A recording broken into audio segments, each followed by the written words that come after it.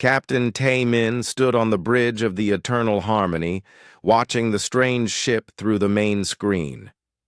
The vessel looked wrong. Its hull was plain gray metal, nothing special about it. No energy shields glowing around it, no exotic materials. That bent light, just ordinary steel plates welded together like something from a museum. "Sir, we're getting strange readings," said Dr. Yejin from her science station. She frowned at her instruments. "Their ship, it shouldn't be able to travel between stars. The technology is too simple." Taemin nodded. In his 30 years serving the Galactic Empire, he had seen many primitive species take their first steps into space. They usually flew crude chemical rockets that barely reached their own moons. This human ship had somehow crossed 20 light years of empty space. "Open a channel," Taemin ordered. The screen flickered, and a human face appeared.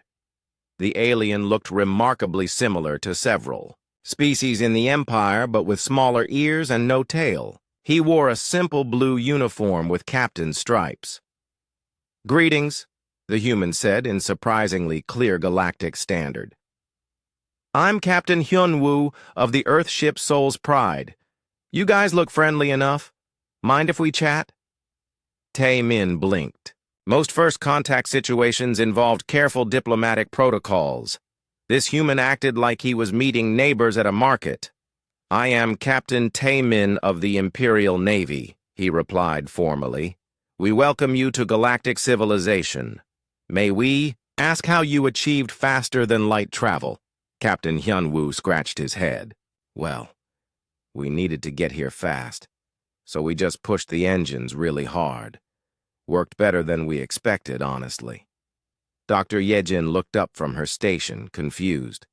"Captain, that's not how physics works. You can't just push engines hard to break the light barrier." "Seems to work fine for us," Hyunwoo shrugged.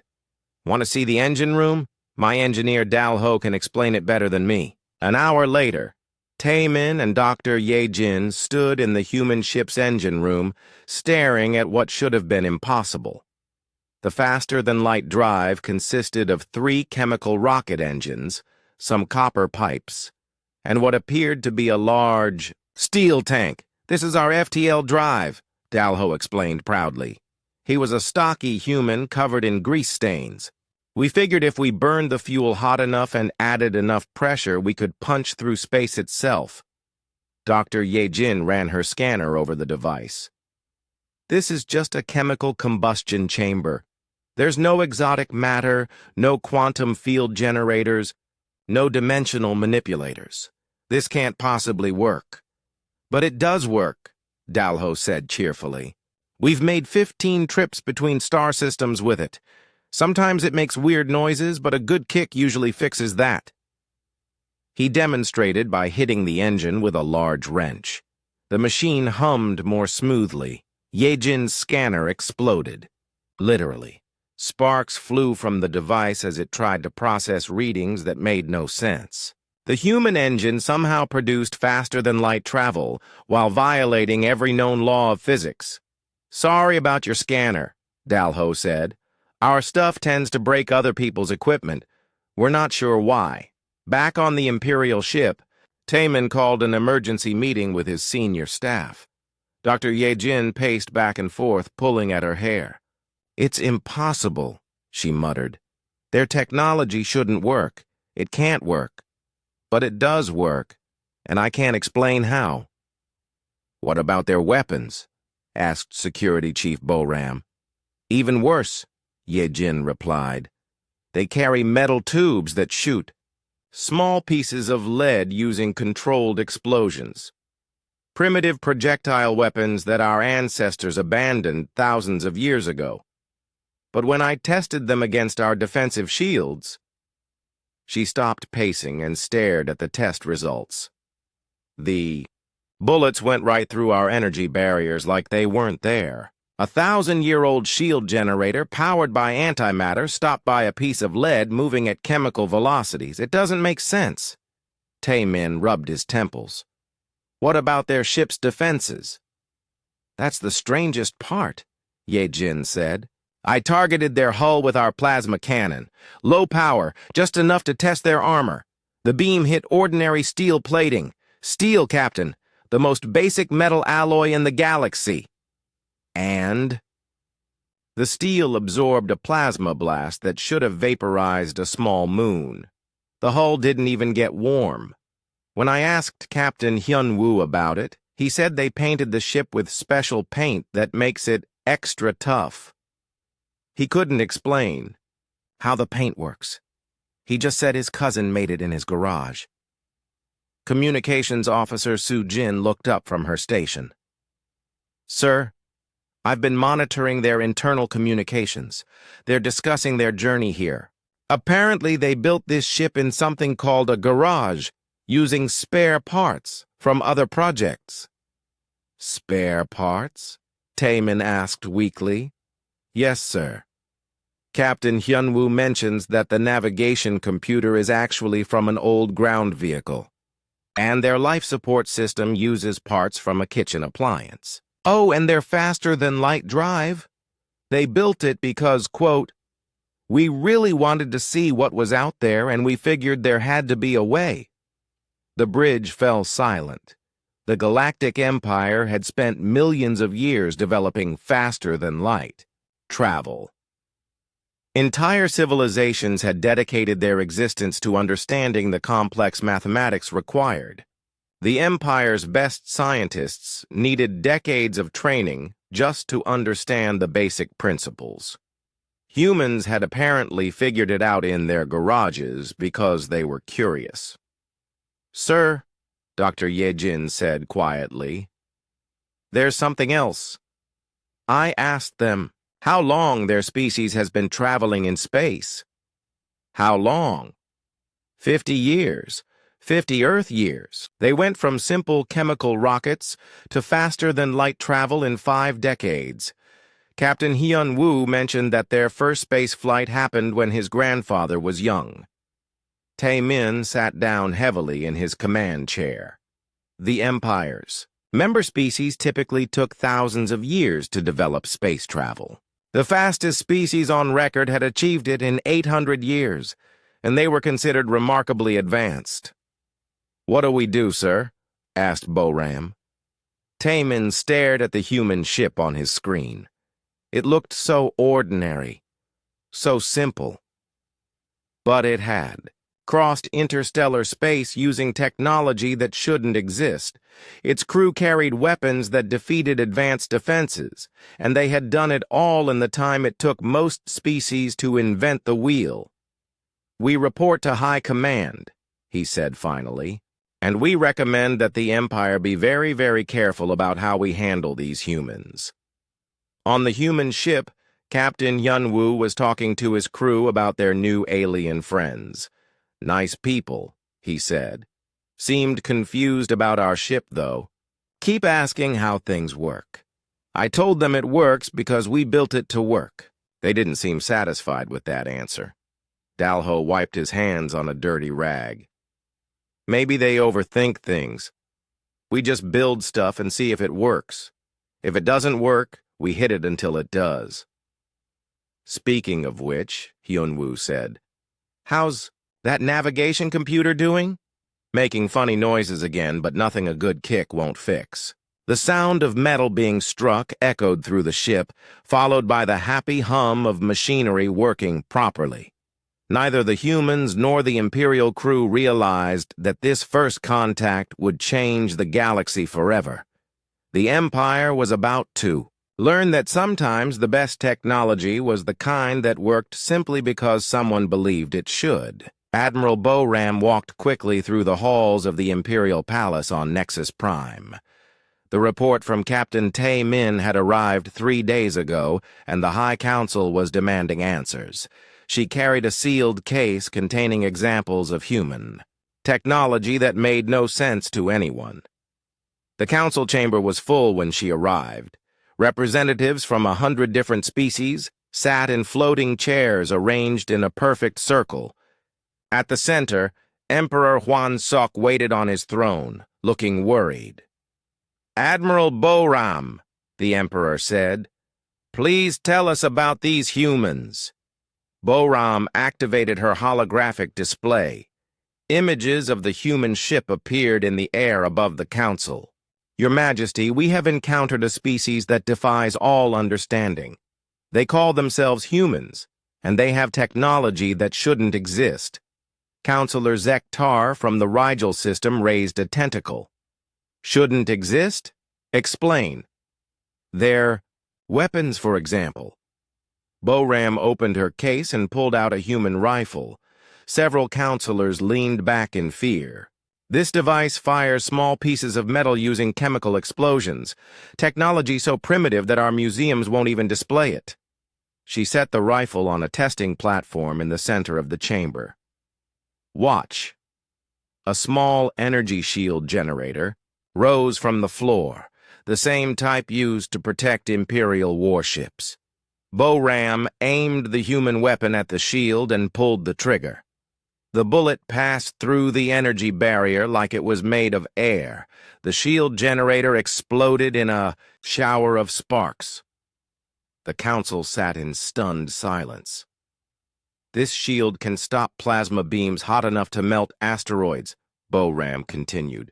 "It can deflect particle weapons that tear apart atomic bonds, but a simple lead bullet fired by chemical explosion goes right through it."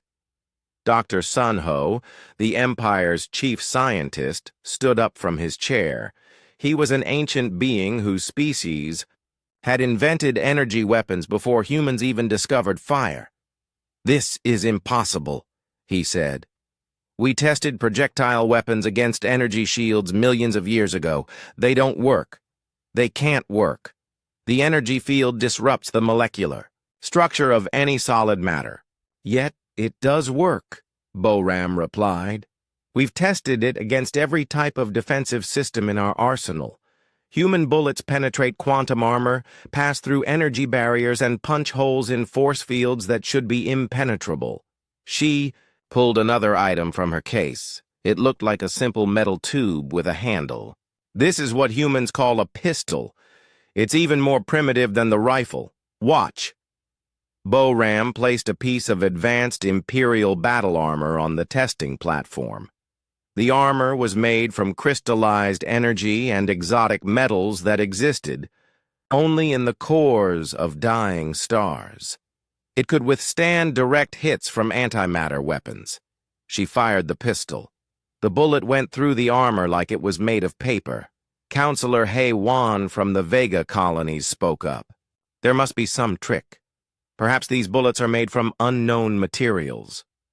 Dr. Sun Ho scanned the bullet holes with his most advanced equipment. "No exotic materials detected. These are simple lead projectiles with traces of copper and tin.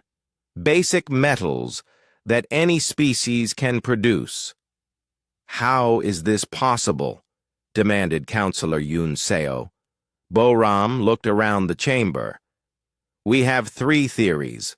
First, humans have developed some form of reality manipulation that they don't understand themselves. Second, their technology operates on physical laws that we haven't discovered. Third," she paused, not wanting to say the words. "Third," the Emperor prompted. "Third, the universe itself is helping them because it likes their determination." Several counselors laughed, but the laughter died quickly when they saw Boram's serious expression. Dr. Sun Ho cleared his throat. "I've spent the last 3 days studying the video recordings from the human ship. Their technology violates so many natural laws that I've started questioning whether physics actually works the way we think it does." He activated his own holographic display, showing technical diagrams. "Look at their faster-than-light drive. It's 3 chemical rockets connected to a fuel tank. There's no exotic matter. No quantum field manipulation. No dimensional folding. Just controlled explosions pushing them forward. According to everything we know about the universe, This should be impossible. But it works, Boram added. Yes, it works. They've made multiple trips between star systems using this device. When we asked them how they discovered faster-than-light travel, they said they really wanted to visit other worlds, so they kept trying different things until something worked. Counselor Minje from the Centauri Republic stood up. What about their military capabilities? Are they a threat to the Empire? Boram's expression grew darker. That's the most concerning part. We don't know how effective their military is because their technology doesn't make sense. On paper, they should be helpless against any modern military force. In practice, she showed footage of human soldiers training. They carry weapons that fire metal bullets. They wear simple fabric uniforms with basic metal armor. Their vehicles are powered by chemical engines. Everything about their military looks like it belongs in a primitive age. So they're not a threat, Minjai said with relief. We tested their equipment against our standard military gear, Boram continued. Human bullets go through our best armor. Their vehicles somehow move faster than our hover tanks despite using primitive wheels. And their soldiers? She paused, looking uncomfortable. Their soldiers what? The Emperor asked. Their soldiers refuse to accept when they're defeated. We ran combat simulations, and every time our forces achieved tactical superiority, the humans would do something impossible and turn the battle around. They don't seem to understand that some things can't be done. Dr. Sunho nodded grimly. I've analyzed their combat records. In every battle, they violate established military doctrine. They attack when they should defend, retreat when they should advance, and somehow achieve victory through pure stubbornness. Counselor Haiwan shook her head. This is absurd. Technology must follow natural laws. Weapons must operate within the boundaries of physics. Military tactics must be based on logical principles. Must they? Boram asked quietly. Because the humans don't seem to have received that message. She showed one final image, a human mechanic named Dalho hitting a broken machine with a wrench. The machine immediately started working perfectly. They repair their technology by hitting it with tools. This should damage delicate components and make problems worse. Instead, their machines work better after being struck. When we asked them why this works, they said, quote, "Things just need a little encouragement sometimes." The council chamber fell silent again. Representatives from species that had ruled the galaxy for millions of years stared at images of humans fixing advanced technology with hammers. Emperor Huan Xiaok finally spoke. Admiral Boram, what do you recommend? Your Majesty, I recommend that we approach these humans very carefully. They may not understand how their technology works, but it clearly does work. If we make them our enemies, we might discover that their impossible weapons are even more impossible than we thought. Dr. Sunho raised his hand. I'd like to request permission to study their technology further. Perhaps we can learn something from their methods. Permission granted, the Emperor said. But be careful.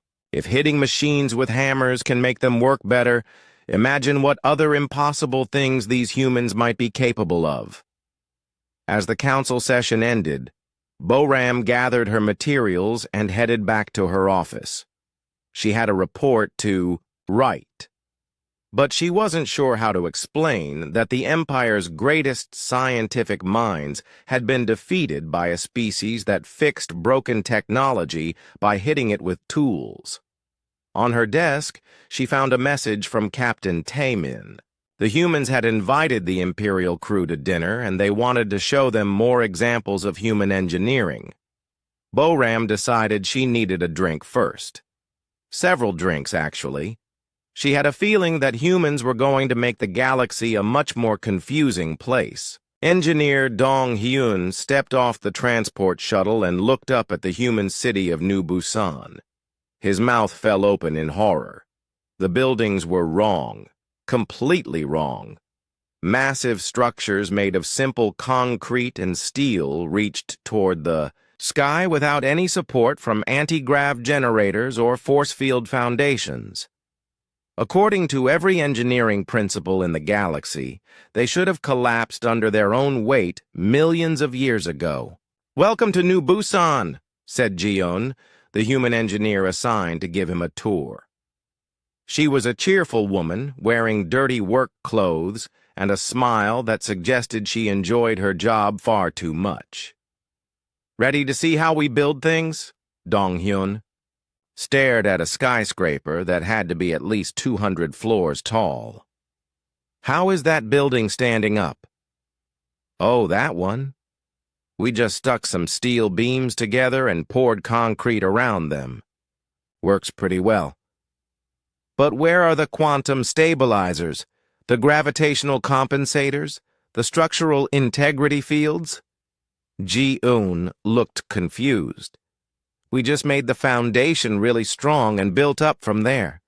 Why would we need all that? Other stuff?" Dong-hyun pulled out his engineering scanner and pointed it at the building. The device immediately started beeping error messages. According to his instruments, the structure should have fallen down the moment construction finished. "Your scanner looks upset," Ji-eun observed. "It's trying to tell me that your building violates the fundamental laws of structural engineering. Huh? Well, the building's been standing for 50 years, so I guess the laws are wrong." She said this so casually that Dong-hyun felt dizzy. In his 400 years as an engineer, no one had ever suggested that the laws of physics might be incorrect. "Come on," Ji-eun said. "Let me show you our manufacturing center. We're really proud of it." They walked through the city streets, passing construction sites where humans were building new structures using methods that made Dong-hyun's head hurt. Workers carried steel beams by hand instead of using anti-grav lifters. They measured distances with simple tools instead of quantum measuring devices. They assembled buildings piece by piece instead of growing them from programmed matter. Everything they did was wrong, primitive, and impossible, and it all worked perfectly. The manufacturing center was even worse. Ji-eun led him into a massive building filled with machines that looked like they had been assembled from spare parts found in a junkyard. "This is our main production line," she said proudly. "We can build anything here: vehicles, computers, household appliances, even spaceship parts." Dong-hyun watched in fascination and terror as human workers operated their primitive machines. They poured molten metal into molds by hand, shaped components with simple cutting tools, and assembled complex devices using nothing but their eyes and experience. "Where are your automated systems?" he asked. "Your precision manufacturing robots? Your quantum assemblers?" "We tried robots once," Ji-eun said. "They kept breaking down. Humans work better anyway. We can feel when something's not quite right and fix it before it becomes a problem." A worker named Kyung-soo was assembling what appeared to be a computer processor. He was placing tiny components by hand, soldering connections with a simple heating tool and testing each circuit with a basic multimeter. "This is impossible," Dong-hyun muttered. "Computer processors require precision down to the atomic level. You can't build them by hand." "Sure you can," Kyung-soo said cheerfully. "Just have to be careful and pay attention. Been building these for 10 years now. They work great." Dong-hyun scanned the finished processor. His instruments confirmed that. It was indeed a functional computer chip, despite being assembled using methods that belonged in the Stone Age. "How does it work?" "Well, you connect all the little parts together, make sure the electricity can flow through the right paths, and then you plug it into a computer. The computer does the rest. But the tolerances, the precision requirements, the quantum effects." Kyung-soo shrugged.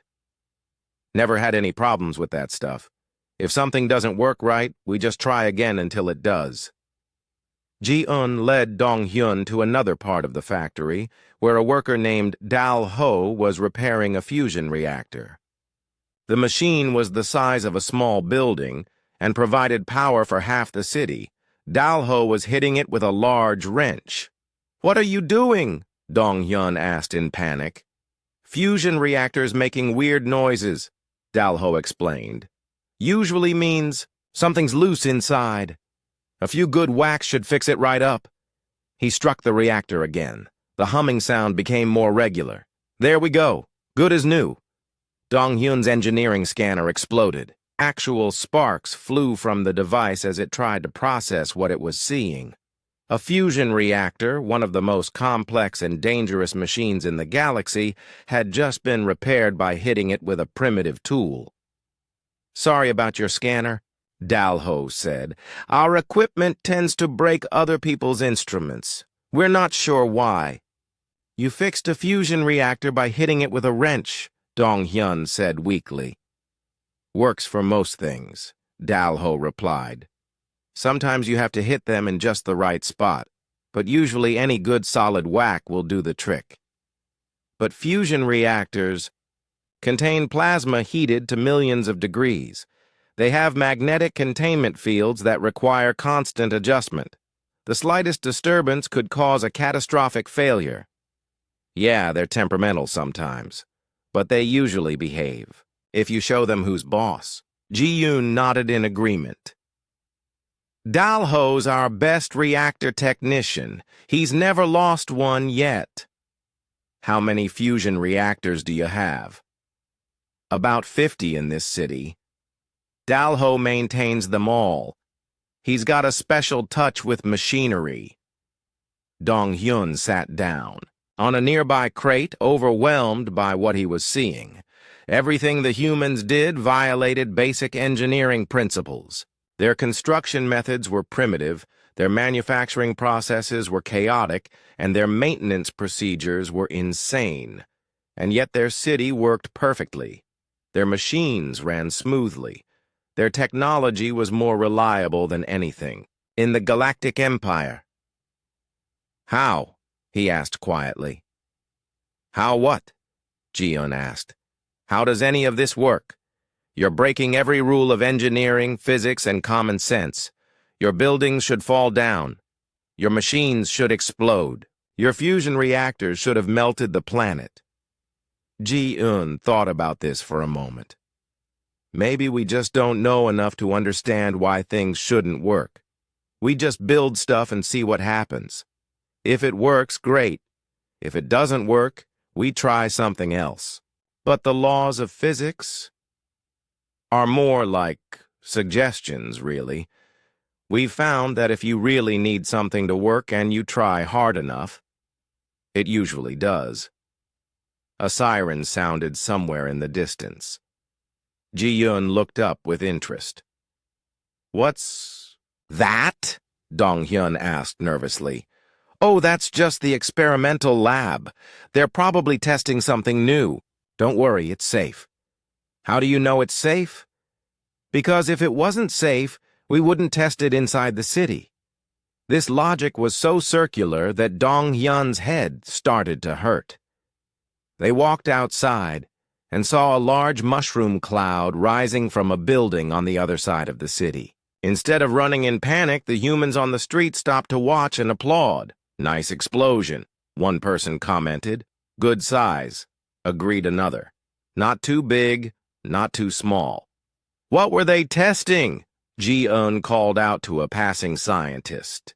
"New rocket fuel," the scientist replied, "trying to get better performance for interstellar travel.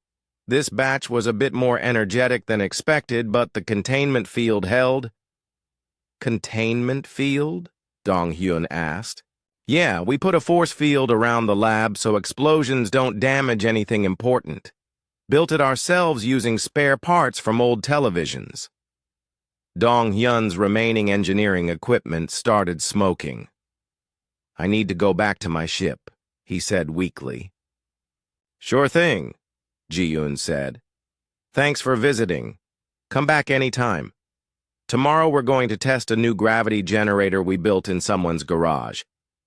As Dong-hyun walked back to his transport shuttle, he tried to write his report in his head.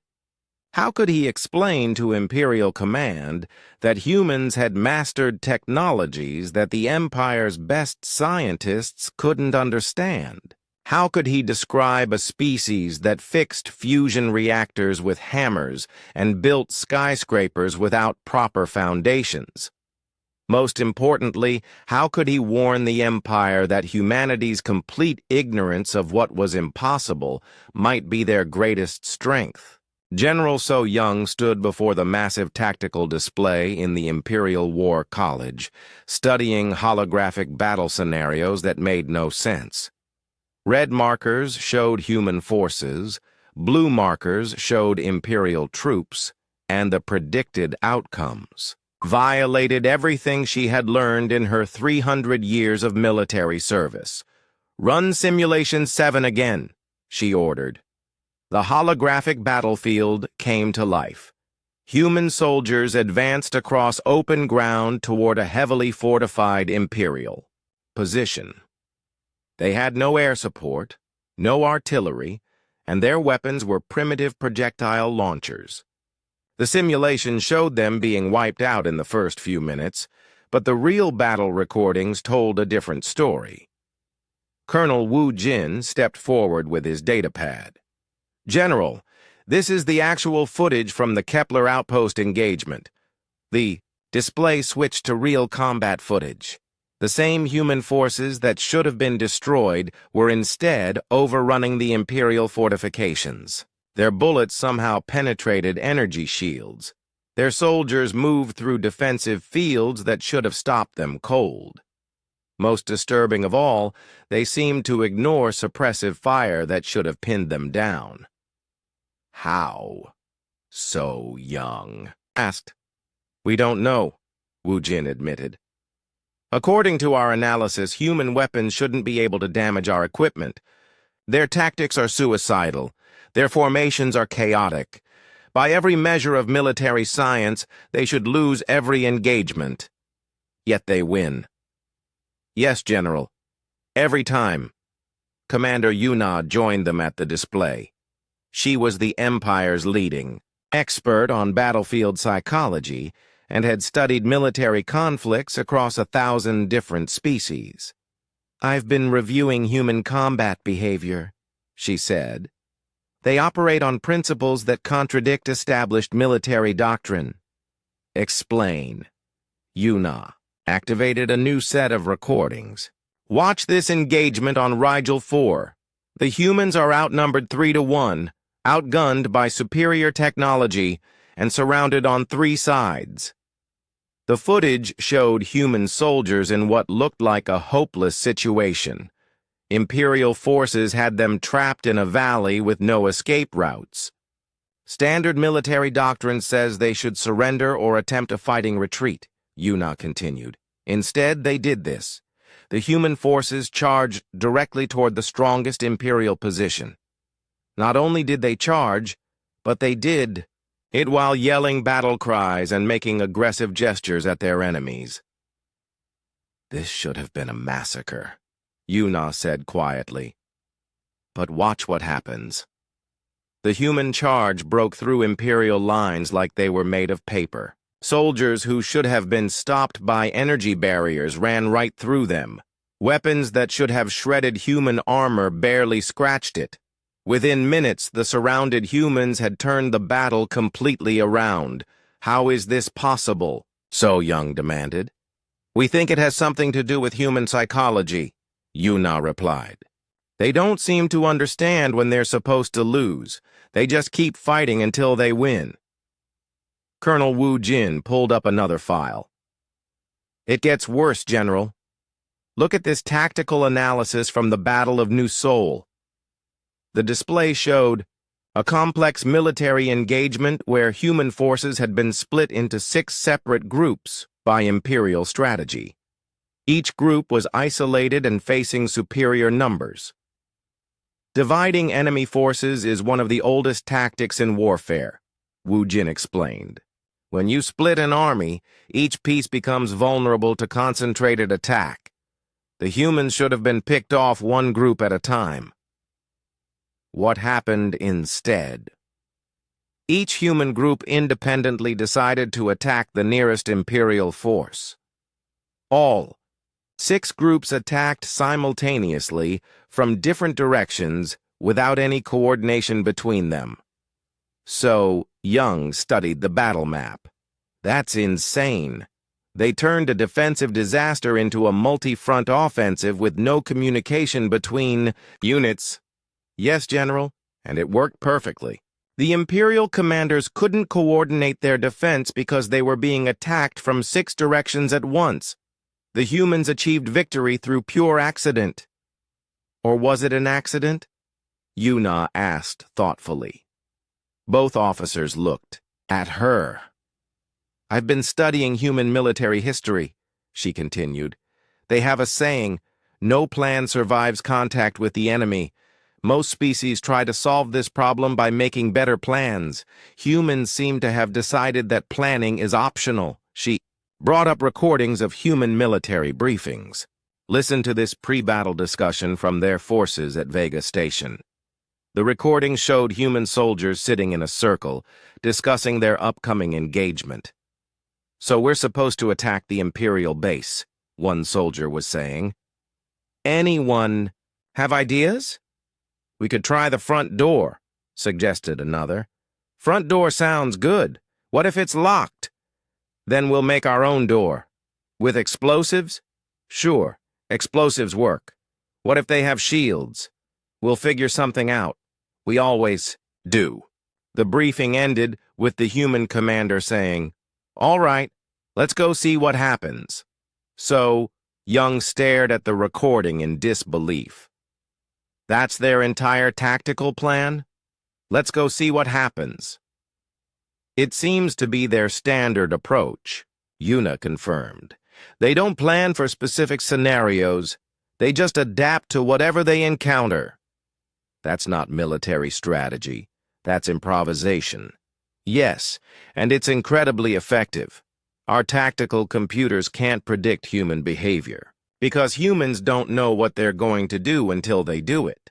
Colonel Wu Jin activated the War College's main strategic computer, a massive artificial intelligence that could simulate millions of battle scenarios simultaneously. Computer, he said, run tactical prediction for human forces engaging Imperial. Standard defensive positions. The computer hummed for several minutes, then displayed its results. Insufficient data for prediction. Human tactical patterns do not conform to logical military doctrine. Recommend gathering additional information. We've fed every human battle recording we have, Wu Jin explained. The computer can't find any consistent patterns in their behavior. What about their equipment? So Young asked. Can we at least predict their capabilities? Yuna shook her head. Their equipment performance varies randomly. The same weapon that barely scratches our armor in one battle will punch through it easily in the next. Their vehicles sometimes move faster than they should, sometimes slower. It's like their technology changes effectiveness based on how much they need it to work. So Young walked to the display and studied the battle recordings again. In every engagement, human forces did things that should have resulted in their destruction. They attacked when they should have defended, retreated when they should have advanced, and split up when they should have stayed together, and they won every time. General, Wu Jin said quietly, there's something else. We've been monitoring human communications during battles. They seem to genuinely enjoy combat. Enjoy it? Listen to this recording from the Centauri engagement. Human voices filled the room, shouting excitedly during the middle of a fierce battle. This is awesome. Did you see that explosion? I can't believe that actually worked. Let's try it again. The humans sounded like they were having fun. Most species find combat stressful, Yuna observed. Humans seem to find it entertaining. They're literally enjoying themselves while destroying our forces. So Young sat down in her command chair, overwhelmed by the implications. The Galactic Empire had fought wars against thousands of different species over millions of years. They had developed sophisticated military doctrine based on logical principles and proven tactics. None of it worked against humans. "Recommendations?" she asked finally. "General, I recommend that we avoid military confrontation with humans at all costs," Wu Jin said. "We can't predict their tactics, we can't counter their weapons, and they seem to get stronger when they're losing. And if we must fight them, then we should probably surrender immediately and hope they're in a good mood." So Young looked at the tactical display one more time. Somewhere out there, humans were probably planning their next impossible military victory using strategies that consisted of, "Let's try this and see what happens." She made a note in her report. "Recommend immediate diplomatic contact with human leadership. Suggest alliance rather than confrontation. Under no circumstances should the Empire attempt military action against human forces without overwhelming superiority and detailed battle plans." Then she added a personal note. "Also recommend that the War College begin studying human military methods. If we can't beat them, maybe we can learn from them." The thought of Imperial soldiers charging into battle while yelling, "This is awesome!" made her head hurt, but it might be their only option for survival. Dr. Min-kyung straightened her formal robes and checked her presentation materials one final time. As the Empire's leading scientist, she had been chosen to represent galactic civilization at the first official scientific conference with humanity. The meeting would take place on Harmony Point, a neutral space station designed for diplomatic encounters. She expected to finally get answers about human technology. Instead, she was about to discover that humans were even more confusing than anyone had imagined. The conference room was elegantly designed, with comfortable seating for representatives from both species. Dr. Min-kyung sat with her team of Imperial scientists, their equipment arranged neatly on the table. Across from them sat the human delegation, led by Dr. Sungmin, a cheerful man who looked far too relaxed for such an important meeting. "Welcome, Dr. Sungmin," Min-kyung began formally. "We are honored to discuss the principles of scientific advancement with your species." "Thanks," Sungmin replied with a big smile. "We're pretty excited, too. Always fun to meet new people and share ideas." Min-kyung activated her holographic display, showing complex mathematical equations that described faster-than-light travel. "Perhaps we could begin with your propulsion technology. Our analysis suggests that your faster-than-light drive violates several fundamental laws of physics. Could you explain the theoretical framework behind your solution?" Sungmin looked at the equations for a moment, then scratched his head. "Well, we needed to go really fast, faster than light, so we built an engine that could do that." Min-kyung waited for more explanation. When none came, she prompted, "Yes, but how did you overcome the light speed barrier? What mathematical principles did you apply?" "Math?" Sungmin looked confused. "We didn't really use much math. We just kept trying different things until something worked." Dr. Ye-jin, the Empire's expert on exotic physics, leaned forward. "But faster-than-light travel requires manipulation of space-time itself. You must have some understanding of dimensional mechanics." "Oh, space-time," Sungmin's face lit up.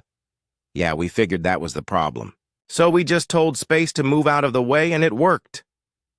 The Imperial scientists looked at each other in bewilderment. "You told space to move?" Min-kyung asked weakly. "Sort of.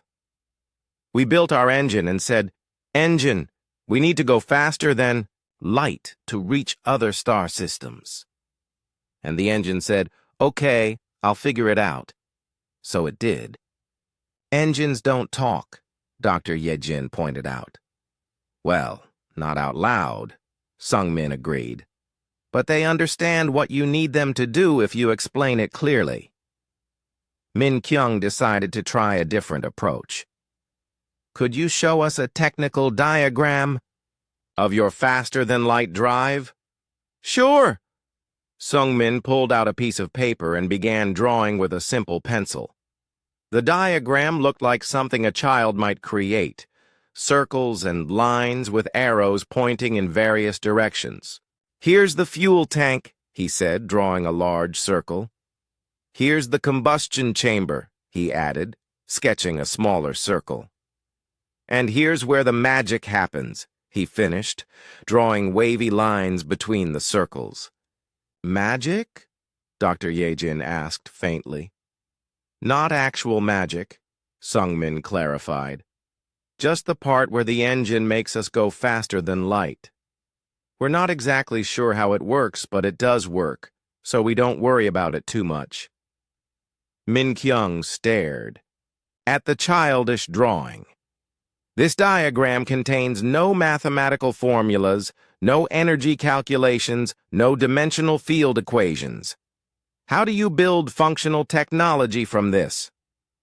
Oh, we don't build from the diagrams, Sungmin explained. The diagrams are just to help us remember what goes where. We build by trying stuff and seeing what happens. Computer specialist Na Yeon joined the conversation from the human side. Want to see our AI systems? They're pretty cool. She opened a briefcase and pulled out what appeared to be a random collection of electronic parts held together with tape and wire. Several components were obviously salvaged from different machines. This is our latest artificial intelligence computer, Nayan announced proudly. The Imperial scientists stared at the device in horror. It looked like something assembled in a junkyard by someone who had never seen a computer before. Where are the quantum processors?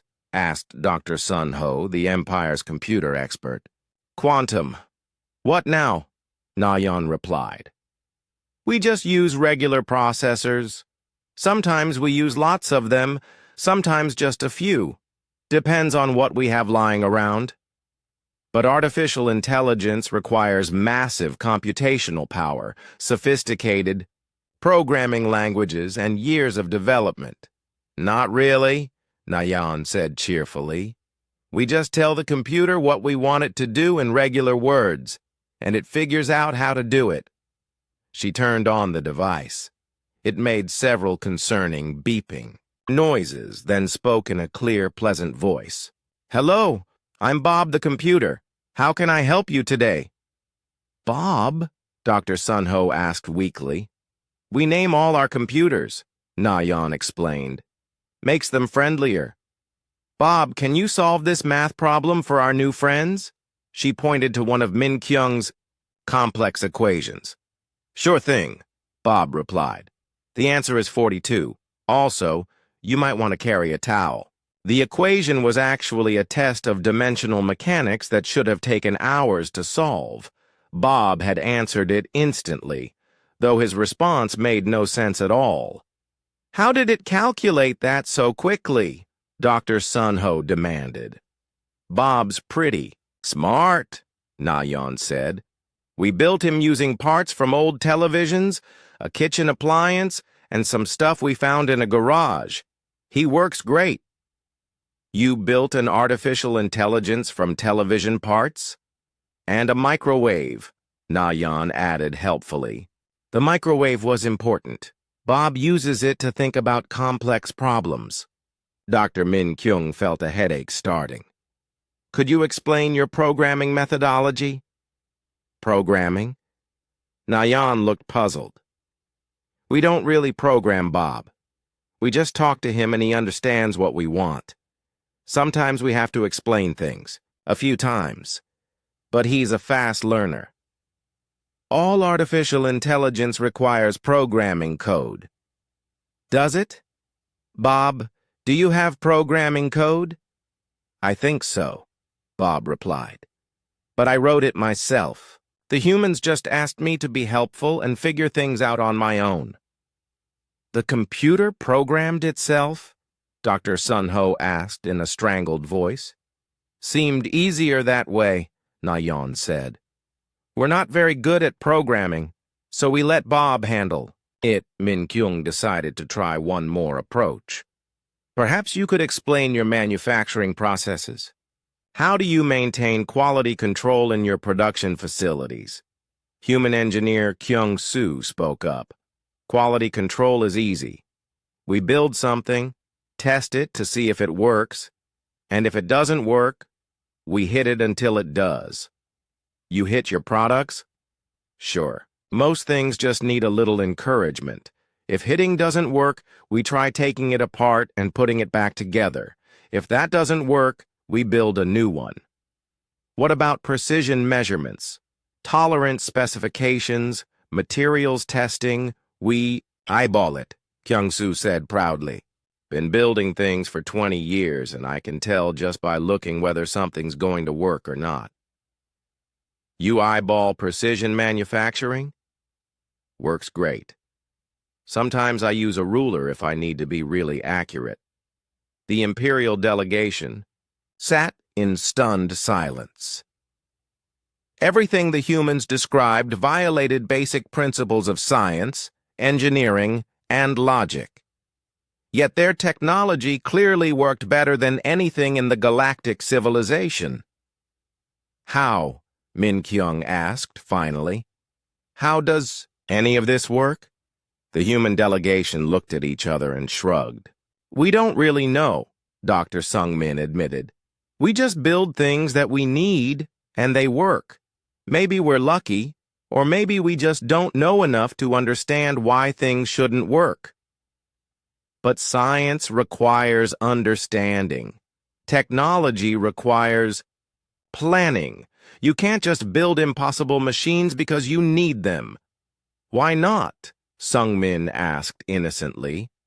The question hung in the air like a challenge to everything the Empire believed about reality. Because, Min Kyung said weakly, because that's not how the universe works. Says who? Nayeon asked. The universe seems pretty flexible to us. If you really need something to work, and you try hard enough, it usually does. Dr. Min Kyung looked around the conference room. The most advanced scientific minds in the galaxy had just been told that the universe was flexible and that trying hard enough could make impossible things work. The worst part was that the evidence suggested the humans were right. I think, she said quietly, we need to reconsider some fundamental assumptions about reality. Bob the computer chimed in helpfully. Reality is what you make of it. Also, don't forget your towel. Min Kyung decided she definitely needed a very strong drink. Dr. Jae-hyun stood in the most secret laboratory in the Galactic Empire, surrounded by broken human technology and confused scientists.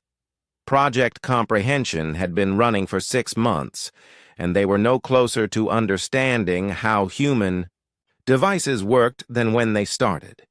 The laboratory was located deep underground on a classified world, far from prying eyes. The Empire's best minds had been assembled to reverse-engineer human technology. Instead, they had created a museum of impossible failures. Status report, Jae-hyun ordered as he walked between workstations. Research Assistant Subin looked up from a disassembled human rifle. The weapon stopped working the moment we opened it up, sir. All the parts are here. Everything looks normal, but it won't fire anymore. Did you follow the assembly diagram exactly? Yes, sir. Triple-checked every connection. The rifle is mechanically identical to its original configuration, but it's completely non-functional now. Jae-hyun moved to the next station, where Dr. Kyung-tae was studying a human computer. Any progress with the artificial intelligence? Kyung-tae shook his head miserably. The computer worked perfectly when we brought it here. The AI answered questions, solved complex problems, even told jokes. But the moment we started taking detailed scans, it stopped responding. What does it say now? Nothing. The screen just displays error, too much attention, and refuses to do anything else. At the third station, Engineer Woo Sung was trying to understand a human faster-than-light drive. The device sat on his workbench looking perfectly ordinary and completely broken. The drive worked fine during transport, Woo Sung reported. Brought us here at twice light speed with no problems. But when we put it in the testing chamber and started measuring its energy output, it just stopped. Stopped how? It's hard to explain, sir. The device is physically intact. All connections are secure, fuel levels are adequate, but it acts like it's embarrassed to be watched too closely. Jae-hyun rubbed his temples. Every piece of human technology they had acquired followed the same pattern. The devices worked perfectly until they tried to study them scientifically. Then they stopped working, as if they were camera shy. "Sir," called intern Subin from across the room, "I think I found something interesting." Jae-hyun walked over to her station, where she was conducting an unusual experiment. A broken human device sat on the table, surrounded by monitoring equipment. That was carefully turned off. "I've been testing a theory," Subin explained. "Watch this." She approached the device and spoke to it like it was a person. "Hey there, little machine. I know you're not working right now, but we really need you to function. Could you please try to work again?" Nothing happened. "Now watch," Subin said, changing her tone to one of complete confidence. "Of course you work. You're a perfectly good machine, and there's no reason you shouldn't work. I believe in you." The device hummed to life. Jae-hyun stared in amazement. "Do it again." Subin repeated the process. When she expressed doubt about the device, it remained broken. When she spoke with confidence and belief, it started working. "It responds to emotional states," she said excitedly. "Human technology seems to be affected by the operator's confidence level." "That's impossible." "So is everything else about human technology, sir." Jae-hyun called the entire research team to observe Subin's demonstration. She showed them how human devices worked, better when the operator believed they would work, and how they failed when the operator had doubts. "This explains why our analysis keeps failing," Dr. Kyung-tae realized. "We approach human technology with scientific skepticism. We expect to find logical explanations for how things work. But that skepticism itself makes the technology stop working. You're suggesting that human technology is powered by belief?" "Not exactly powered by belief," Subin corrected. "More like encouraged by belief. The devices have their own power sources and mechanical functions, but they seem to work better when someone has confidence in them." Intern Kyung-soo raised his hand hesitantly. "Sir, I think I experienced this effect yesterday." "Explain." "I was trying to repair a human communication device. I'd been working on it for hours with no success. I got frustrated and said out loud, 'Come on, you stupid thing, just work.' And it started working." "You got angry at it?" "Yes, sir, but not really angry. More like demanding. Like I expected it to obey me. And it did." Jae-hyun walked around the laboratory, looking at all their broken human technology with new understanding. "Are you telling me that these devices respond to human emotions?" "We think so," Subin said. "But only certain emotions. Confidence, determination, frustration that expects results. Doubt and scientific analysis seem to make them shut down. Dr. Kyung-tae snapped his fingers. That's why humans can fix their technology by hitting it with tools. They're not actually repairing anything mechanically. They're expressing frustration and dominance over the machine. The machine responds to being told who's boss, Woo-sung added, like it's a living thing that needs to be convinced to cooperate. Jae-hyun felt a chill run down his spine. Test the theory. Everyone in this room, approach a piece of human technology with complete confidence that it will work. Don't analyze it, don't question it, just expect it to function. The research team spread out around the laboratory. Each scientist stood in front of a broken human device and tried to project absolute confidence. "You're going to work," Dr. Kyung-tae told a human computer. "I know you're going to work because that's what you do." The computer turned on. "Of course you function properly," Woo-sung said to a communication device. "You're a perfectly good machine." The device started transmitting signals. One by one, every piece of human technology in the laboratory came back to life. "This is insane," Jae-hyun whispered. "Sir," Subin said quietly, "I don't think the technology is actually responding to our emotions." "Then what?" "I think human technology is built to work with human psychology. Humans naturally approach their machines with confidence. They expect things to work, and when things don't work, they get frustrated and demand results. They don't spend time doubting whether something is possible." "Are you saying the technology is designed for human thinking patterns?" "More than that, sir. I think human technology only works properly when operated by someone who thinks like a human." Kyung-soo raised his hand again. "What if we tried thinking like humans all the time? Not just when operating their technology, but when building our own technology?" "That's a terrifying suggestion," Dr. Kyung-tae said. "But it might work," Jae-hyun realized. "If belief and confidence can make impossible technology function, maybe we've been approaching engineering all wrong." He walked to his personal workstation and pulled out plans for a new Imperial starship drive. The design was based on centuries of careful calculation and scientific principle. "Let's try an experiment," he announced. "Instead of building this drive according to exact specifications, let's build it the way humans would.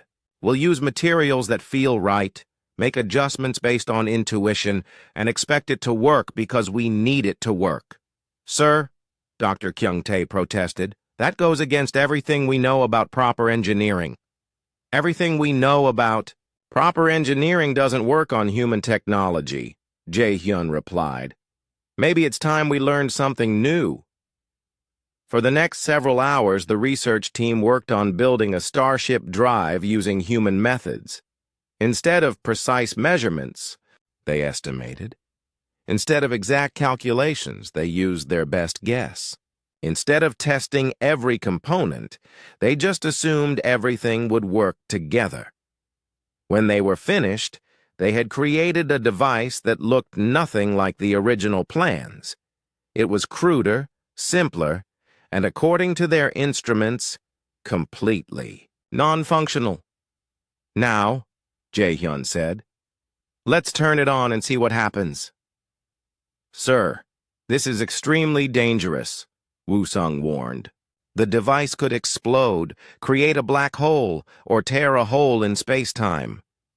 Or it could work perfectly," Subin said with sudden confidence. "Let's find out." Jae-hyun activated the drive. For 17 minutes, the device functioned flawlessly. It generated faster-than-light propulsion using technology that shouldn't have worked. The research team stood around it in amazement, watching their crude creation outperform systems that had taken centuries to develop. Then Dr. Kyung-tae made a mistake. "How is this possible?" he wondered out loud.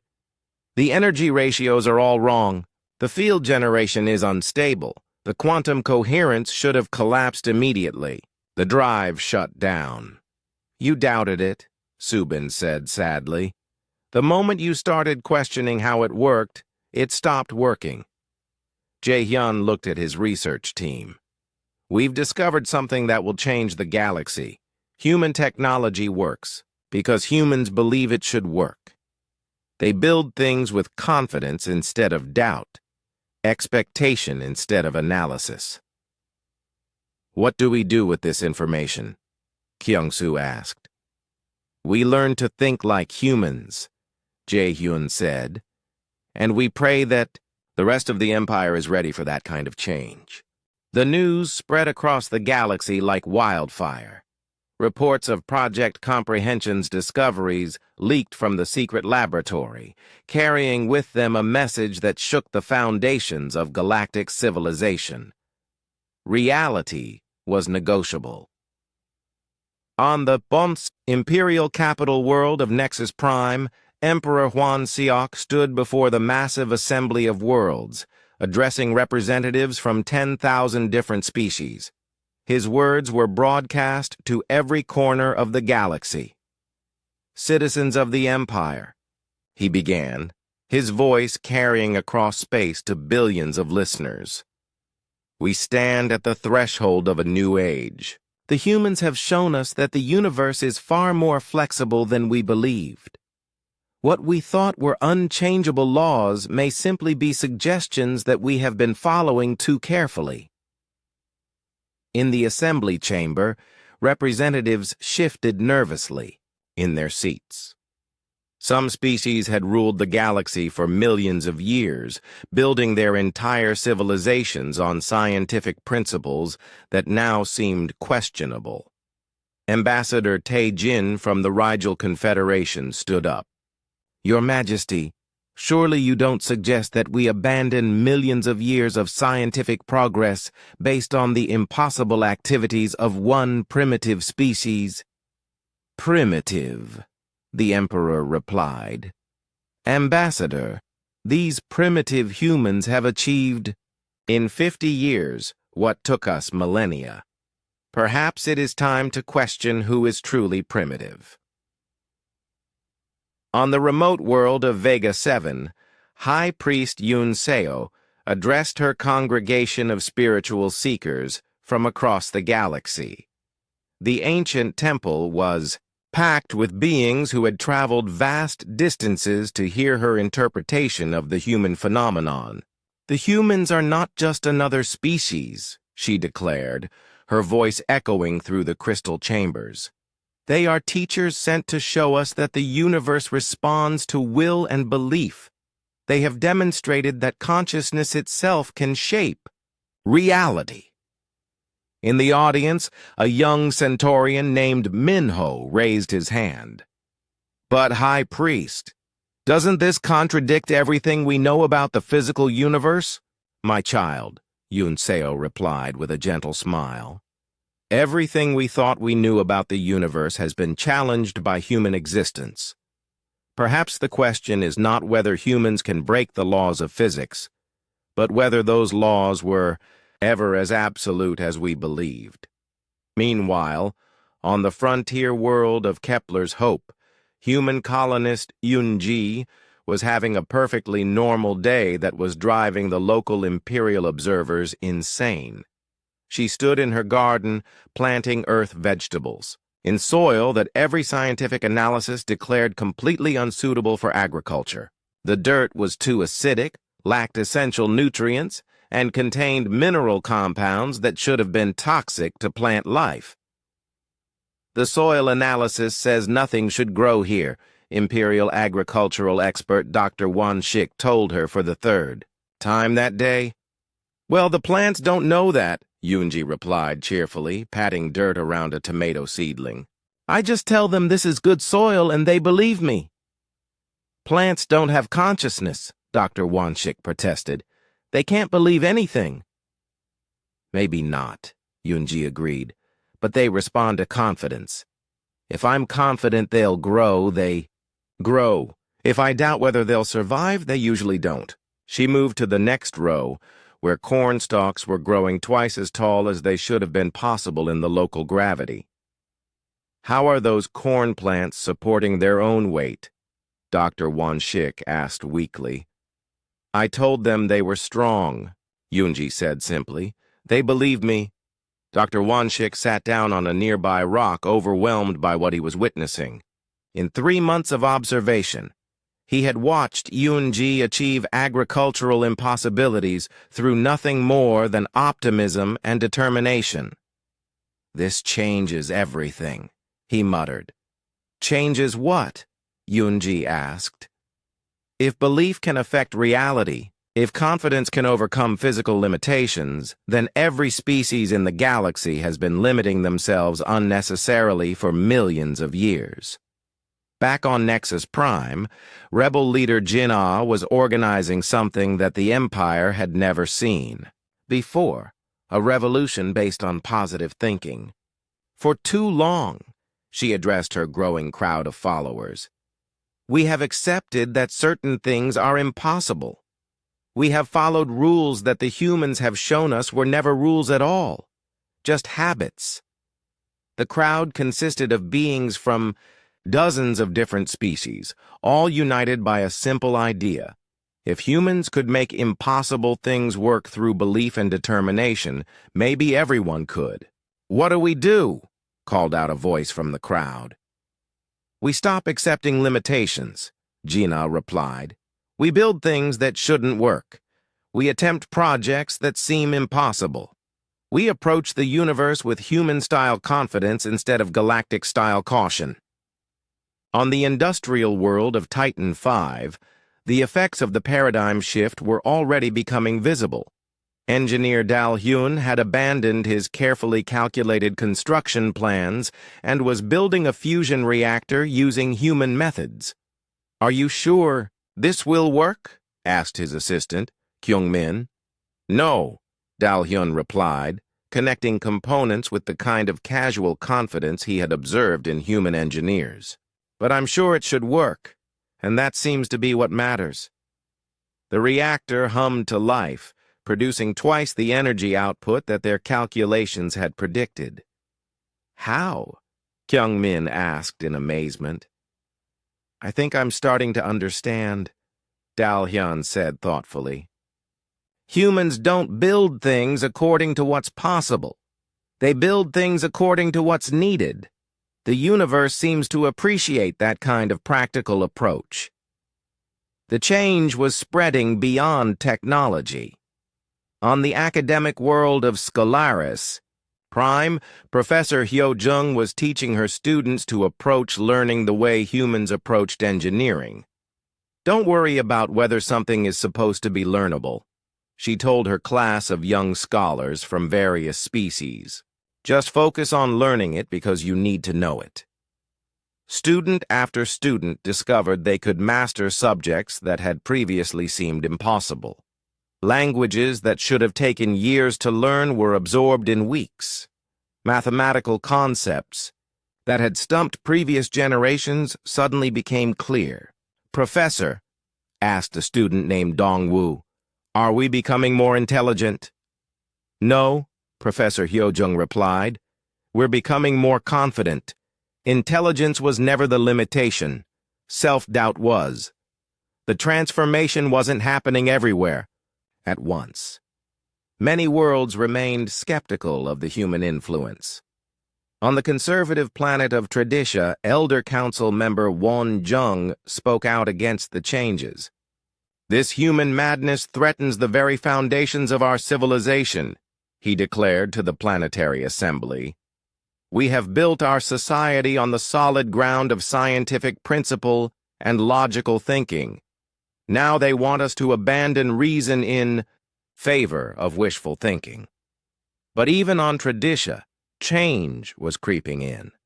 Young citizens were experimenting with human-style confidence, achieving small impossibilities that their elders couldn't explain away.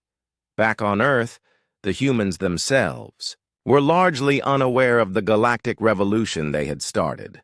Captain Hyunwoo was having lunch with his engineering crew discussing their next mission. The Empire wants us to teach other species how our technology works, he told his team. Engineer Dal Ho looked confused. How do we teach them something? We don't understand ourselves? Same way we build everything else? Hyunwoo replied. We'll figure it out as we go. What if we can't explain it? Then we'll show them by example. Sometimes the best way to learn is to just try things and see what happens. Communications specialist Nayeon looked up from her meal. I've been getting strange reports from Imperial worlds. Apparently, other species are starting to build technology using our methods. Is it working? Better than they expected. Some of their devices are working better than ours. The crew considered this information.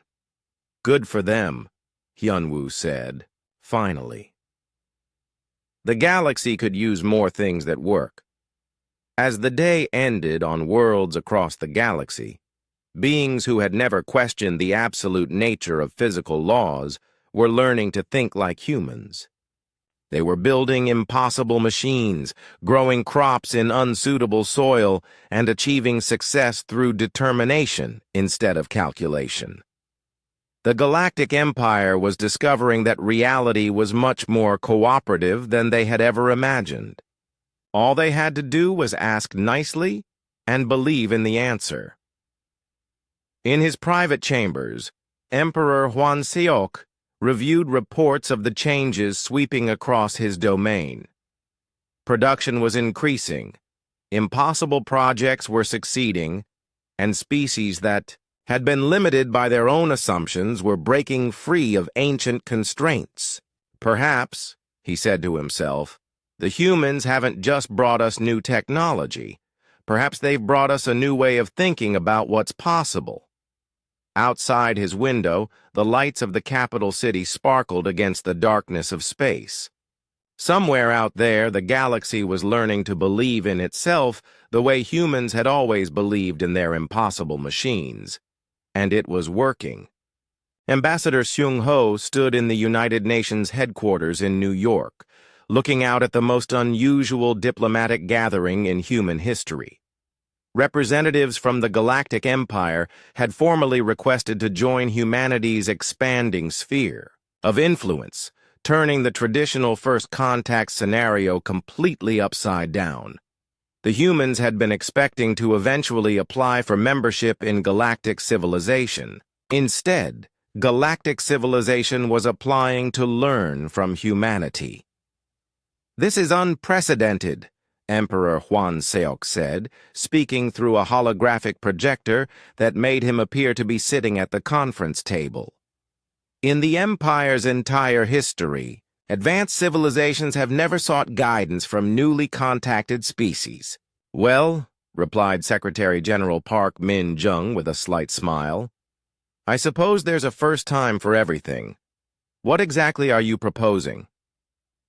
We want to establish exchange programs, the Emperor explained.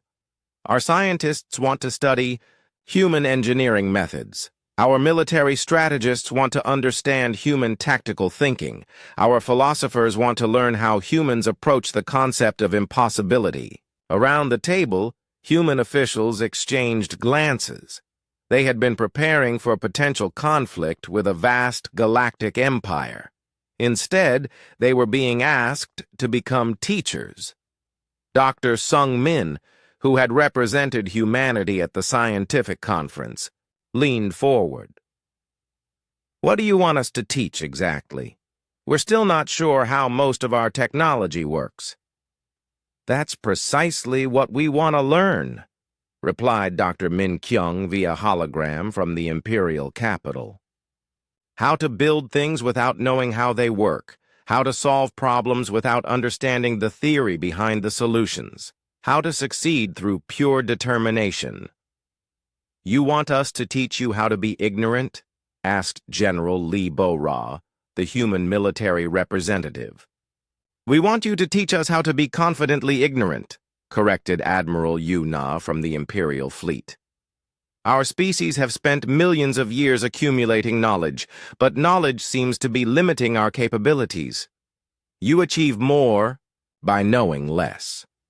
The negotiations continued for several days. The humans found themselves in the strange position of being courted by an empire that spanned half the galaxy.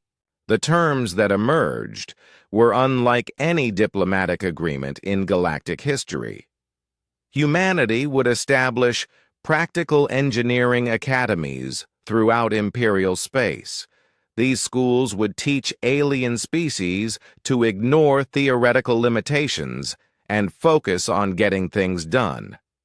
In exchange, the Empire would provide advanced materials, manufacturing facilities, and access to galactic trade networks. There's just one condition, Sung-Ho said during the final negotiations. We can't guarantee that our methods will work for other species. Human technology might be specifically adapted to human thinking patterns. We're willing to take that risk, Emperor Hwansok replied. The potential benefits outweigh the dangers. 6 months later, teacher Hyo Jin stood in front of her first class of alien students on the imperial world of Centauri Prime. The classroom was filled with beings from dozens of different species, all eager to learn the human approach to problem solving. Today, we're going to build a hover car, she announced cheerfully. A student with 4 arms and purple skin raised one of them. Teacher Hyojin, shouldn't we first study the principles of anti-gravity propulsion? Nope, Hyojin replied. First, we're going to figure out what we want the car to do. Then we're going to build something that does it. Understanding how it works is optional. She led the class to a workshop filled with various mechanical components. Everyone picked some. Parts that look like they might be useful for making a car fly. But how do we know which parts to choose? Asked a student who looked like a walking crystal formation. Use your best guess, Hyojin said. If your guess is wrong, we'll try different parts. The important thing is to start building and see what happens. For the next several hours, students assembled the most ridiculous collection of automotive impossibilities ever created. Wheels connected to anti-grav generators with kitchen timers, engines powered by what appeared to be modified coffee makers, steering systems that consisted of a simple joystick taped to a cardboard box. These designs violate every principle of engineering, observed Dr. Tae-sung, an imperial scientist who was monitoring the class. Good, Hyojin said. Now let's see if they work. To Dr. Tae-sung's amazement, half the vehicles actually flew. They shouldn't have been able to support their own weight, their power systems made no sense, and their control mechanisms were completely inadequate. But they flew anyway, hovering several feet off the ground and responding to their pilots' commands. How? Dr. Tae-sung asked weakly. The students believed their cars should fly, Hyojin explained. They built them with confidence instead of doubt. When you approach engineering with the assumption that things will work, they usually do. Similar scenes were playing out across the galaxy. On Rigel 4, human instructor Dal Ho was teaching alien mechanics to repair fusion reactors by talking to them firmly and occasionally hitting them with tools. On Vega 7, communication specialist Na Yeon was showing students how to build artificial intelligence computers using spare parts and positive thinking. The results were remarkable. Imperial technology began working better as alien engineers adopted human attitudes. Machines that had been precisely calibrated for centuries suddenly became more efficient when operated with casual confidence instead of careful analysis. Production. Efficiency is up 40% across all imperial manufacturing centers, reported Economic Minister Yoon Seo to the Emperor. Quality control has improved and equipment failures have decreased dramatically. How is this possible? The human approach seems to create a feedback loop between operator confidence and machine performance. When engineers expect their equipment to work perfectly, it usually does. The changes went beyond technology. On the agricultural world of Harvest Prime, farmers were growing crops in impossible conditions by simply ignoring soil analysis reports and planting what they needed. Food production increased by 60% in the first year of human-style farming. Military effectiveness improved as imperial forces learned to use human tactical principles. Instead of complex strategic planning, they began responding to battlefield conditions with flexible adaptation and unshakable confidence in victory. Our win ratio has improved dramatically, Admiral So Young reported. Enemy forces can't predict our tactics because we don't plan them in advance. We just adapt to whatever happens and assume we'll find a way to win. The transformation wasn't without its problems. On the industrial world of Mechanicus, enthusiastic adoption of human methods led to a factory explosion when workers became too confident about an experimental reactor design. Fortunately, no one was seriously injured, and the humans taught them how to build better safety equipment using the same casual confidence that had caused the problem. The key, explained human safety instructor Park Jin-woo, is to be confident that things will work, but also confident that you can handle problems when they come up. Expect success, but prepare for interesting surprises. The biggest change came in how the galaxy approached research and development. Instead of spending decades planning perfect projects, scientists began building prototypes immediately and improving them through trial and error.